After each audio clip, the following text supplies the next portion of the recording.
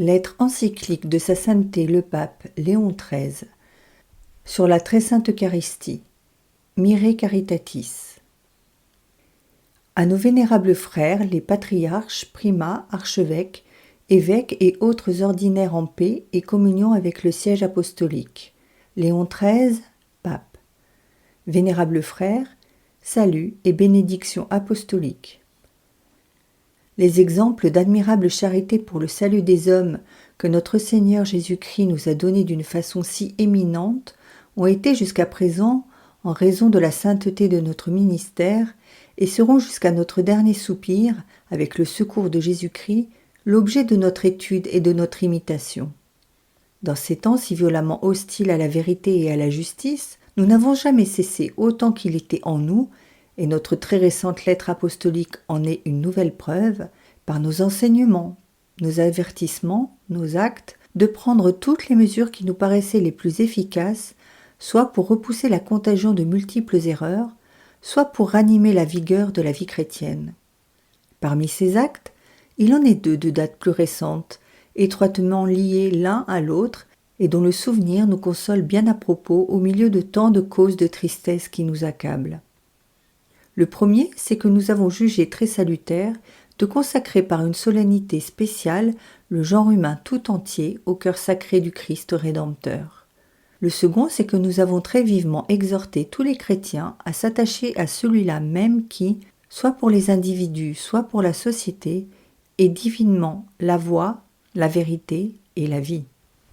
Et maintenant, cette même charité apostolique, veillant sur les destinées de l'Église, nous engage en quelque sorte, nous pousse à donner à nos desseins déjà réalisés leur perfectionnement, c'est-à-dire à recommander d'une façon plus instante au peuple chrétien la dévotion à la très sainte Eucharistie, ce don très divin sorti du plus intime du cœur de ce même Rédempteur qui désira d'un vif désir cette union toute spéciale avec les hommes, don surtout destiné à répandre sur eux les fruits très salutaires de sa rédemption. D'ailleurs, dans ce même ordre d'idées, de notre autorité et guidée par la même sollicitude, nous avons déjà pris diverses mesures.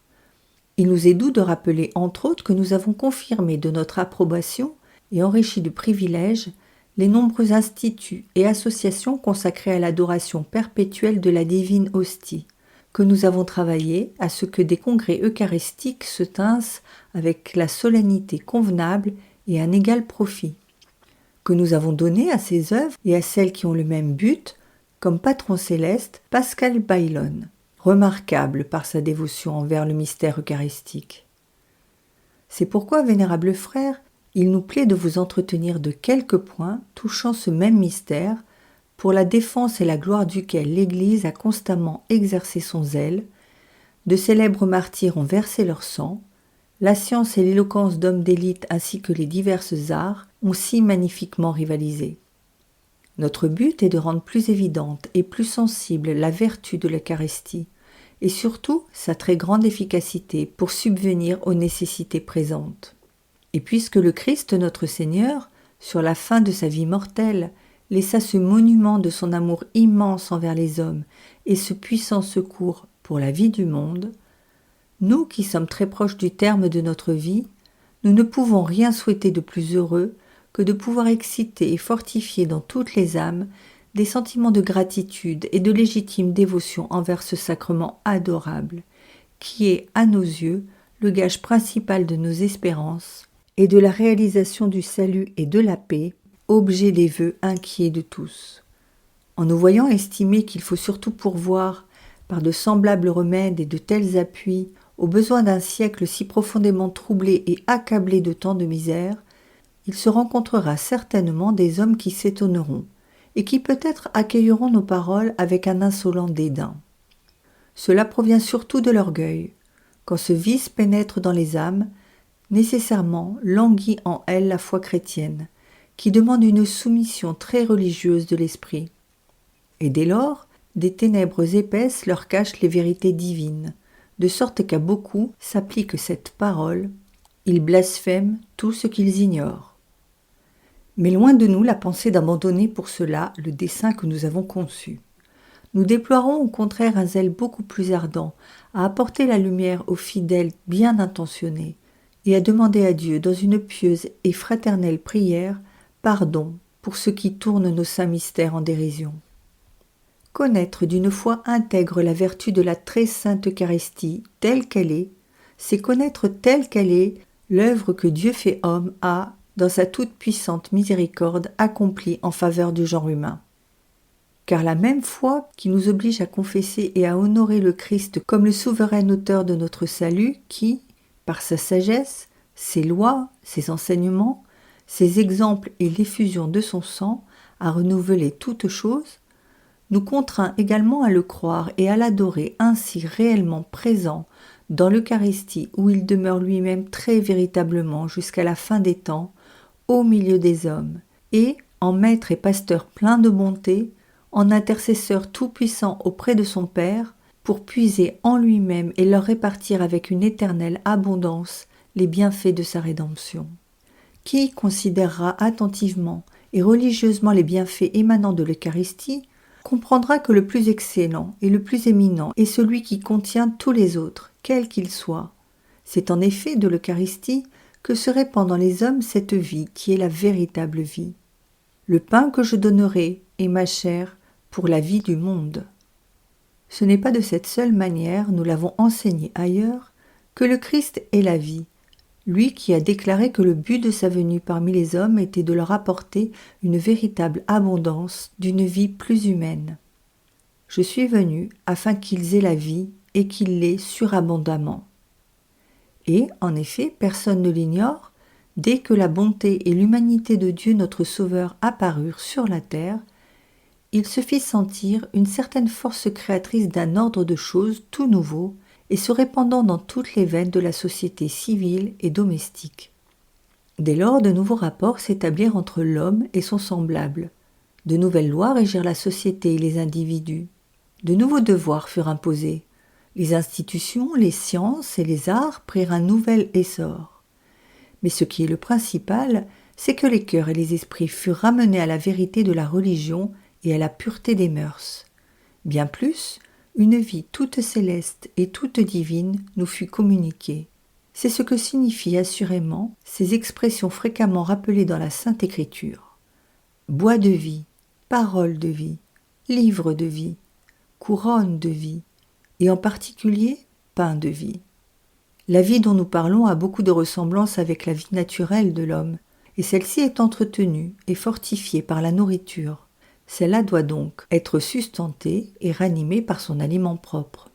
Il importe de rappeler ici en quel temps et en quelle manière le Christ nous a exhortés et amenés à recevoir convenablement et dignement le pain de vie qu'il se proposait de nous donner. Lorsque se fut répandue la nouvelle du miracle de la multiplication des pains, accompli sur les bords du lac de Tibériade pour rassasier la multitude, aussitôt beaucoup affluèrent vers lui, espérant peut-être obtenir pour eux-mêmes un bienfait semblable. Jésus profita de cette occasion, et de même qu'autrefois la Samaritaine qui lui demandait de tirer de l'eau du puits, il avait lui-même inspiré la soif de l'eau qui jaillit pour la vie éternelle, de même il élève les âmes de cette multitude avide afin de leur faire désirer avec plus d'ardeur cet autre pain qui demeure pour la vie éternelle. Mais ce pain, dit Jésus, poursuivant son enseignement, n'est pas cette manne céleste que vos pères, dans leur marche à travers le désert, ont trouvé toute préparée. Il n'est même pas celui que tout étonné vous avez récemment reçu de moi. Mais je suis moi-même ce pain. Je suis le pain de vie. Et pour les convaincre davantage de cette vérité, il leur adresse cette invitation et leur donne ce précepte. Si quelqu'un mange de ce pain, il vivra éternellement, et le pain que je donnerai est ma chair pour la vie du monde. Il leur prouve lui-même ainsi l'importance de cet ordre. En vérité, je vous le dis, si vous ne mangez la chair du Fils de l'homme, et si vous ne buvez pas de son sang, vous n'aurez point la vie en vous. Loin de nous donc cette erreur si répandue et très pernicieuse de ceux qui pensent que l'usage de l'Eucharistie doit être presque exclusivement réservé à ces hommes libres de tout souci qu'on accuse d'avoir le cœur droit, et qui, dans un régime de vie plus religieuse, ne chercherait que le repos. Ce bien, en dehors duquel rien n'est plus excellent, ni plus salutaire, s'offre à tous indistinctement, quelle que soit la condition et le rang de chacun. Il appartient à tous ceux qui veulent, et il n'est personne qui ne doive le vouloir, entretenir en eux la vie de la grâce, dont le terme est l'acquisition de la vie bienheureuse avec Dieu. Et plaise au ciel qu'il se fasse une juste idée de la vie éternelle, et qu'il ne la perde pas de vue, ceux-là surtout dont le talent, l'activité, l'autorité peuvent tant pour diriger les événements et les hommes. Bien au contraire, nous voyons et nous le déplorons, que la plupart d'entre eux estiment avec orgueil avoir inculqué au siècle comme une vie nouvelle et prospère parce que, grâce à leur impulsion, ils l'obligent à marcher à grands pas vers toutes sortes de progrès et de merveilles.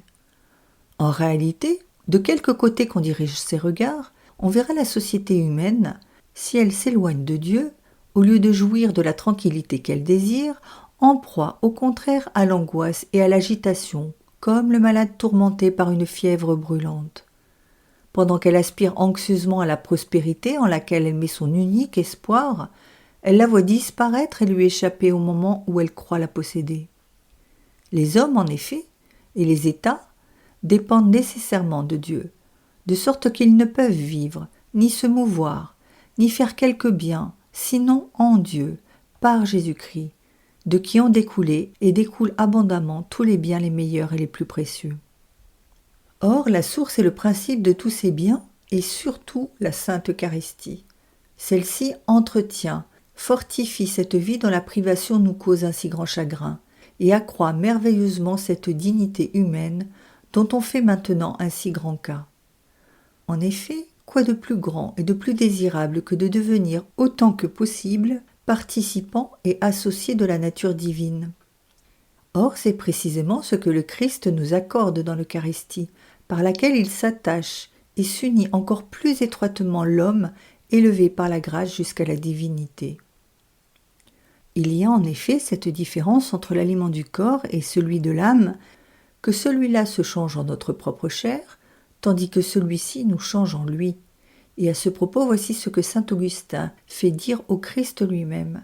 « Tu ne me changeras pas en toi comme la nourriture de ta chair, mais tu seras changé en moi. » Grâce à ce sacrement très excellent, où apparaît surtout comment les hommes sont élevés à la nature divine, ceux-ci peuvent faire les plus grands progrès dans toutes les vertus de l'ordre surnaturel. Et tout d'abord dans la foi. De tout temps, la foi a eu ses adversaires, car bien qu'elle élève l'esprit humain par la connaissance des vérités les plus sublimes, toutefois, comme elle tient cachée la nature de ces vérités qu'elle montre surpassant la nature, par cela même elle paraît rabaisser les esprits. Autrefois, on attaquait tantôt tel dogme de foi, tantôt tel autre. Plus tard, cette guerre étendit beaucoup plus loin ses ravages, et à l'heure présente, on en est arrivé à affirmer qu'il n'existe absolument rien de surnaturel. Or, rien n'est plus apte à ramener dans les esprits la vigueur et la ferveur de la foi que le mystère de l'Eucharistie, proprement appelé le mystère de la foi. Lui seul, par une spéciale abondance et variété de miracles, contient tout ce qui est au-dessus de la nature. Le Seigneur clément et miséricordieux a perpétué le souvenir de ces merveilles. Il a donné une nourriture à ceux qui le craignent.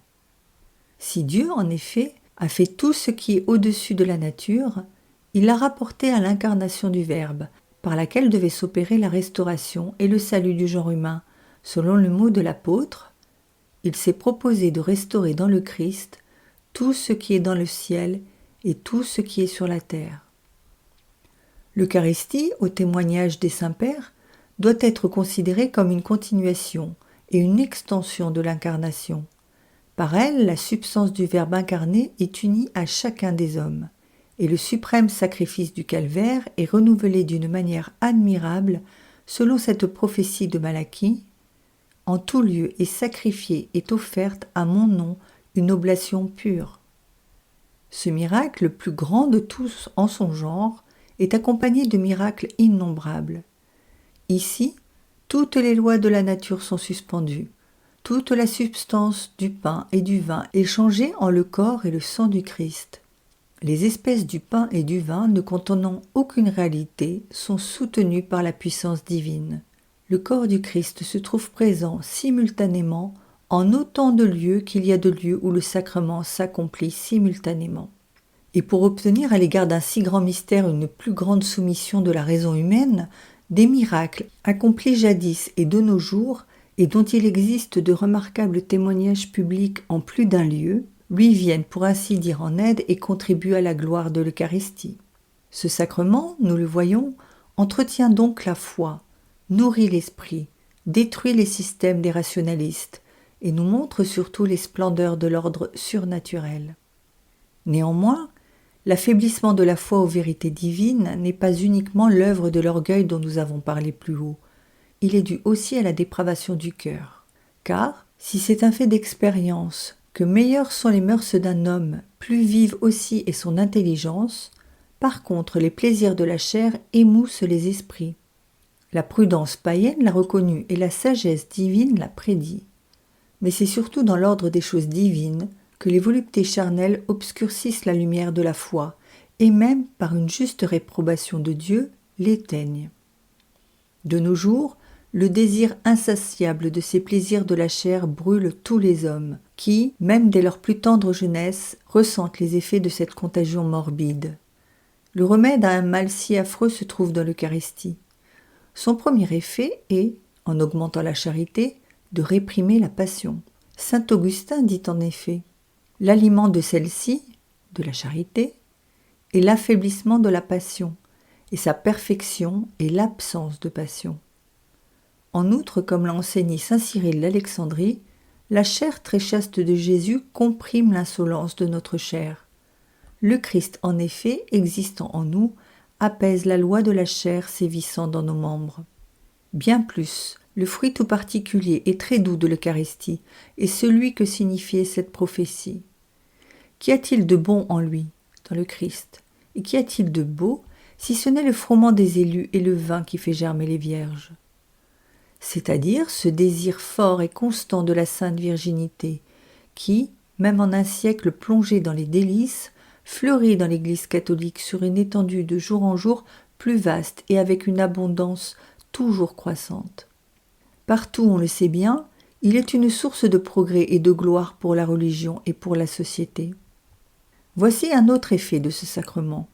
Il fortifie merveilleusement et l'espérance des biens immortels et la confiance dans le secours divin. En effet, le désir du bonheur, naturel à toutes les âmes et inné en elles, est de plus en plus aiguisé par la fausseté des biens terrestres, par les injustes violences d'hommes infâmes, enfin par toutes les autres douleurs physiques et morales.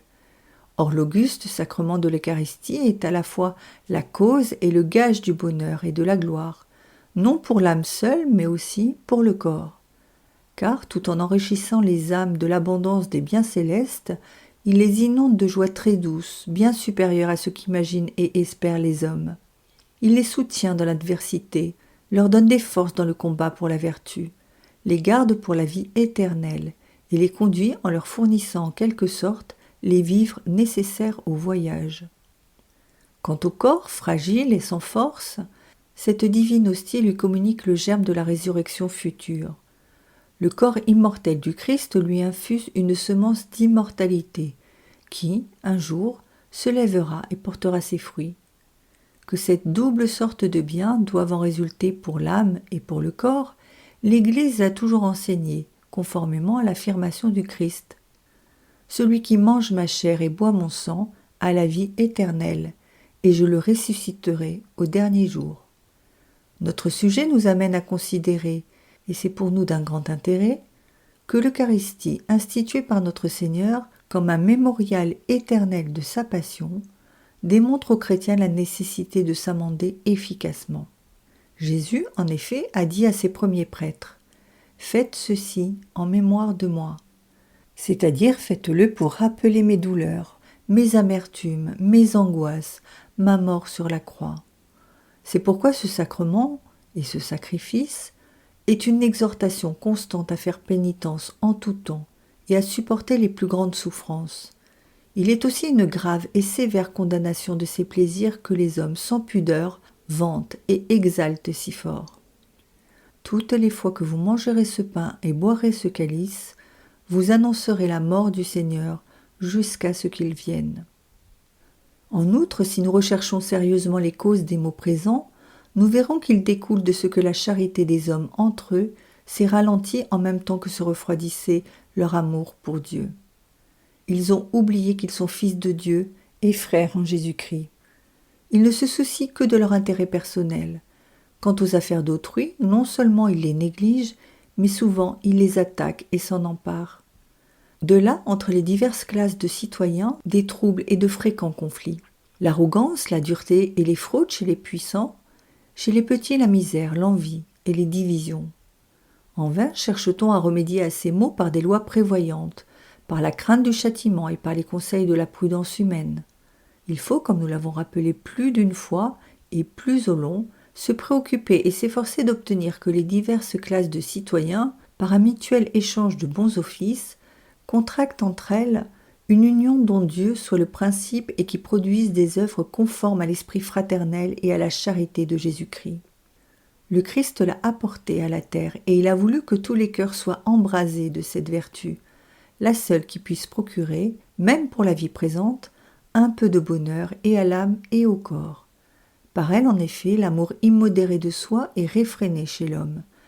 Par elle est réprimé le désir ardent des richesses, qui est la racine de tous les maux. Bien qu'en vérité on doit faire observer toutes les prescriptions de la justice dans les rapports des diverses classes de citoyens, toutefois c'est surtout avec le secours et les tempéraments de la charité que l'on pourra enfin obtenir la réalisation et le maintien dans la société humaine de cette égalité conseillée par saint Paul. Le Christ a voulu, en instituant cet auguste sacrement, exciter l'amour envers Dieu, et par le fait même réchauffer l'affection mutuelle entre les hommes. Il est évident, en effet, que celle-ci dérive naturellement de celle-là, et qu'elle en découle comme spontanément. Il est impossible qu'elle vienne à manquer en quoi que ce soit. Bien plus, elle sera nécessairement ardente et vigoureuse si les hommes considèrent sérieusement, dans ce sacrement, l'amour du Christ à leur égard. Là, sa puissance et sa sagesse se manifestent avec éclat, et les richesses de son divin amour envers les hommes y sont comme répandues. À la vue de l'exemple insigne du Christ nous prodiguant tous ses biens, combien ne devons-nous pas nous aimer et nous aider mutuellement, nous qui sommes unis par des liens fraternels chaque jour plus étroits. Ajoutons que les signes constitutifs de ce sacrement sont eux-mêmes des encouragements très appropriés à cette union. À ce sujet, saint Cyprien écrit « Enfin, les sacrifices du Seigneur eux-mêmes affirment l'universelle union des chrétiens entre eux par une charité ferme et indissoluble. En effet, quand le Seigneur appelle son corps le pain formé par un assemblage de grains, il indique l'union de notre peuple, et quand il appelle son sang, le vin exprimé de ces milliers de grappes ou grains de raisin et formant une seule quantité liquide, il désigne aussi notre troupeau formé par le mélange d'une multitude d'hommes réunis ensemble. De même, le docteur Angélique reproduit la pensée d'Augustin en ces termes. Notre Seigneur a confié son corps et son sang à ces substances qui sont formées de multiples éléments ramenés à un seul corps. C'est d'abord le pain, composé de nombreux grains réunis. C'est ensuite le vin provenant de grains innombrables. Et c'est pourquoi Augustin dit ailleurs « Ô sacrement de piété, ô signe d'unité, ô lien de charité ». Cette doctrine est confirmée par le Concile de Trente, qui enseigne que le Christ a laissé à l'Église l'Eucharistie comme le symbole de son unité et de la charité par laquelle il a voulu que tous les chrétiens fussent unis et liés entre eux, le symbole de ce seul corps dont il fut la tête et auquel il a voulu que nous soyons intimement attachés comme membres par les liens très étroits de la foi, de l'espérance et la charité. Et aussi ce qu'avait enseigné saint Paul. Car nous sommes un seul pain, un seul corps, malgré le nombre, nous tous qui participons à un seul pain. Et certes, c'est là un très beau et très doux exemple de fraternité chrétienne et d'égalité sociale que de voir se presser indistinctement autour des autels le patricien et l'homme du peuple, le riche et le pauvre, le savant et l'ignorant, participant tous également au même banquet céleste. que si, à bon droit dans les annales de ses débuts, il revient à l'Église une gloire spéciale de ce que la multitude des croyants n'avait qu'un cœur et qu'une âme, nul doute assurément que ce résultat si précieux était dû à la fréquentation de la table divine. Nous lisons en effet au sujet de ces premiers chrétiens: ils persévéraient dans la doctrine des apôtres et dans le partage de la fraction du pain. De plus, le bienfait de la charité mutuelle entre les vivants, à laquelle le sacrement eucharistique apporte tant de force et d'accroissement, se répand principalement par la vertu du sacrifice sur tous ceux que comprend la communion des saints. Celle-ci, personne ne l'ignore, n'est autre chose qu'une communication mutuelle de secours, d'expiation, de prière, de bienfaits entre les fidèles, soit ceux qui sont déjà en possession de la patrie céleste, soit ceux qui sont encore condamnés aux flammes expiatrices, soit ceux, enfin, qui sont encore voyageurs sur cette terre, mais qui ne forment tous qu'une seule cité ayant pour chef le Christ et pour forme la charité. Or la foi ratifie ce dogme. Bien qu'il ne soit permis d'offrir qu'à Dieu seul l'auguste sacrifice, on peut cependant le célébrer en l'honneur des saints régnant de les cieux avec Dieu, qui les a couronnés, dans le but de nous concilier leur patronage, et aussi comme les apôtres l'ont enseigné, afin d'effacer les fautes de nos frères qui, morts dans le Seigneur, n'ont pas encore complètement expié. Ainsi donc, la charité sincère, accoutumée à tout faire et à tout souffrir pour le salut et le bien de tous, jaillit abondante, ardente et pleine d'activité de la très sainte Eucharistie. Là, le Christ réside vivant lui-même. Là, il se livre surtout à son amour envers nous. Là, enfin, entraîné par l'élan de sa divine charité, il renouvelle sans cesse son sacrifice.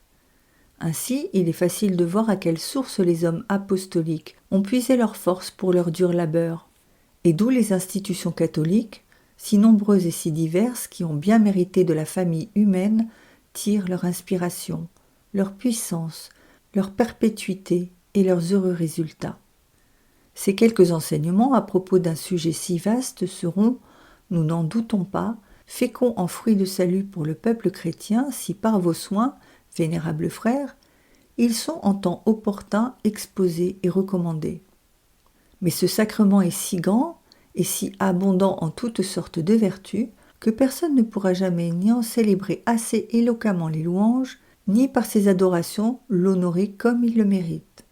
Soit qu'on le médite avec piété, soit qu'on l'adore dans les cérémonies officielles de l'Église, soit surtout qu'on le reçoive avec la pureté et la sainteté requises, il doit être estimé comme le centre d'une vie chrétienne aussi complète qu'elle peut l'être.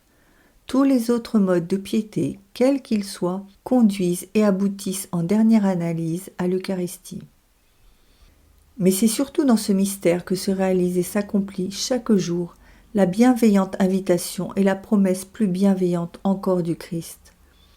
Venez à moi, vous tous qui êtes fatigués et qui êtes chargés, et je vous soulagerai. Ce mystère, enfin, est comme l'âme de l'Église. C'est vers lui que s'élève la plénitude même de la grâce sacerdotale par les divers degrés des ordres. C'est là encore que l'Église puise et possède toute sa vertu et toute sa gloire, tous les trésors des grâces divines et tous les biens. Aussi consacre-t-elle les plus grands soins à disposer et à amener les esprits des fidèles à une intime union avec le Christ par le moyen du sacrement de son corps et de son sang. C'est pour le même motif qu'elle cherche à le faire vénérer encore davantage par l'éclat des cérémonies les plus saintes. La perpétuelle sollicitude déployée à ce sujet par l'Église, notre mère, est magnifiquement mise en relief par une exhortation publiée au Saint Concile de Trente qui respire une charité et une piété admirables et mérite vraiment que nous la transmettions intégralement au peuple chrétien. Ouvrez les guillemets. Le Saint Concile avertit avec une affection paternelle, exhorte, prie et conjure par les entrailles de la miséricorde de notre Dieu, tous et chacun de ceux qui portent le nom de chrétiens, de s'unir enfin et de vivre en bonne harmonie dans ce signe de l'unité, dans ce lien de la charité, dans ce symbole de concorde, de se souvenir de la si grande majesté et du si admirable amour de Jésus-Christ notre Seigneur, qui a donné son âme bien-aimée comme prix de notre salut, et qui nous a laissé son corps comme nourriture. De croire et de vénérer ces mystères sacrés du corps et du sang du Christ avec une foi si constante et si ferme, avec une dévotion, une piété et un respect tels qu'ils puissent fréquemment recevoir ce pain supersubstantiel, que celui-ci soit vraiment la vie de leur âme et la santé perpétuelle de leur cœur, et que, fortifiés par cet aliment, ils puissent, au sortir de cette misérable vie, parvenir à la céleste patrie, où ils seront nourris sans voile de ce pain des anges qui ne leur est distribué maintenant que sous les voiles sacrés. Fermez les guillemets. L'histoire nous atteste, elle aussi, que la vie chrétienne fut surtout florissante dans les peuples aux époques où l'Eucharistie était reçue plus fréquemment. Par contre, et c'est un fait non moins certain, on s'habitua à voir la vigueur de la foi chrétienne s'affaiblir sensiblement à mesure que les hommes négligeaient le pain céleste et pour ainsi dire en perdaient le goût. Pour que cette foi ne disparût pas complètement, Innocent III, au concile de Latran, prit une mesure très opportune en faisant à tout chrétien une obligation très grave de ne pas s'abstenir de la communion du corps du Seigneur, au moins à l'occasion des solennités pascales. Mais il est évident que ce précepte fut donné à regret et comme remède extrême, car l'Église a toujours désiré qu'à chaque sacrifice, les fidèles puissent participer à ce banquet divin. Le Saint Concile souhaiterait qu'à chaque messe, les fidèles présents ne fissent pas seulement la communion spirituelle, mais encore qu'ils vinssent recevoir sacramentellement l'Eucharistie. Ainsi, les fruits de ce très saint sacrifice découleraient plus abondants sur eux. En tant que sacrifice, ce mystère très auguste répand non seulement sur chaque homme, mais sur tout le genre humain, une très grande abondance de fruits de salut. Aussi l'Église a-t-elle coutume de l'offrir assidûment pour le salut du monde entier. Il convient que tous les pieux chrétiens s'efforcent d'accroître de plus en plus l'estime et le culte de ce sacrifice, et de nos jours cela est nécessaire plus que jamais. Aussi voulons-nous que ces vertus multiples soient connues plus parfaitement et méditées plus attentivement.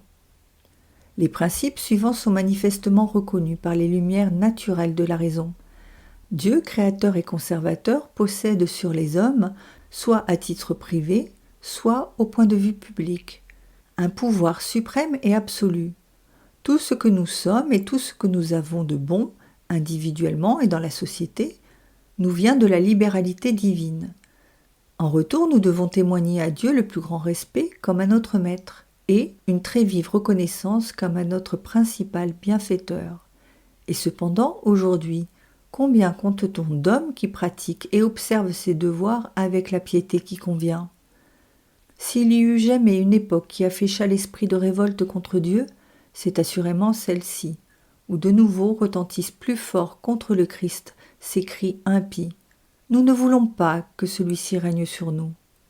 Et ces paroles criminelles, arrachons-le du milieu de nous. Et il en est même qui s'acharnent avec une impétueuse violence à bannir définitivement Dieu de toute société civile et conséquemment de toute association humaine. Bien qu'un tel degré de démence scélérate ne se manifeste point partout, il est toutefois triste de voir combien ont oublié la divine majesté, ses bienfaits et surtout le salut que nous a acquis le Christ. Mais maintenant, une telle perversité ou une telle insouciance doivent être réparées par un redoublement d'ardeur de la piété commune envers le sacrifice eucharistique. Rien ne peut davantage honorer Dieu ni lui être plus agréable.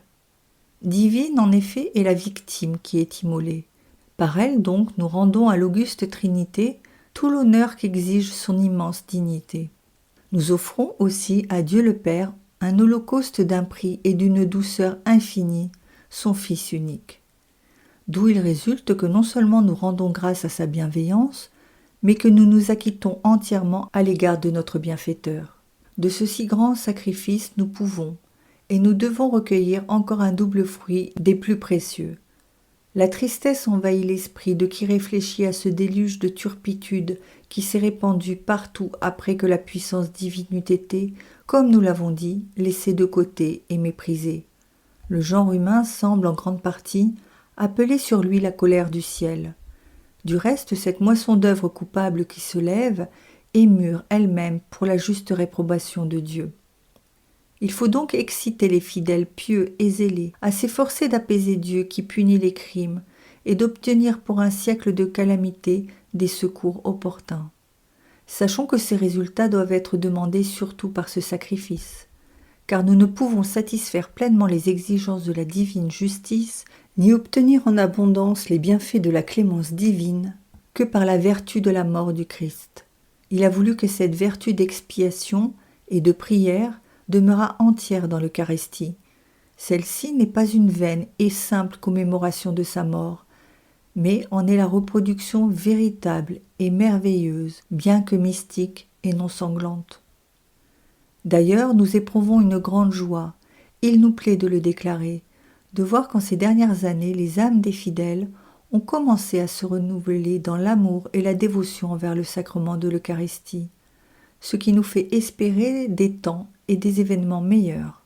Dans ce but, comme nous l'avons remarqué au début de cette lettre, des œuvres nombreuses et variées se sont établies par une piété intelligente, notamment les confréries, fondées soit pour accroître l'éclat des cérémonies eucharistiques, soit pour adorer perpétuellement, jour et nuit, l'auguste sacrement, soit pour réparer les insultes et les injures qui lui sont faites. Toutefois, vénérables frères, il ne nous est pas permis, ni à vous non plus, de nous reposer sur ce qui a été accompli, car il reste bien davantage à faire et à entreprendre pour que ce présent, de tous le plus divin, reçoive de ceux-là même qui pratiquent les devoirs de la religion chrétienne des hommages plus nombreux et plus éclatants, et pour qu'un si grand mystère soit honoré le plus dignement possible. C'est pourquoi il faut perfectionner avec une ardeur de jour en jour plus vigoureuse les œuvres entreprises, faire revivre, là où elles auraient disparu, les anciennes institutions, entre autres les confréries eucharistiques, les supplications au Saint-Sacrement exposées aux adorations des fidèles, les processions solennelles et triomphales faites en son honneur, les pieuses génuflexions devant les divins tabernacles et toutes les autres saintes et très salutaires pratiques du même genre. Il nous faut en outre entreprendre tout ce qu'en cette matière peuvent nous suggérer la prudence et la piété. Mais il faut surtout s'efforcer de faire revivre en une large mesure, dans les nations catholiques, le fréquent usage de l'Eucharistie.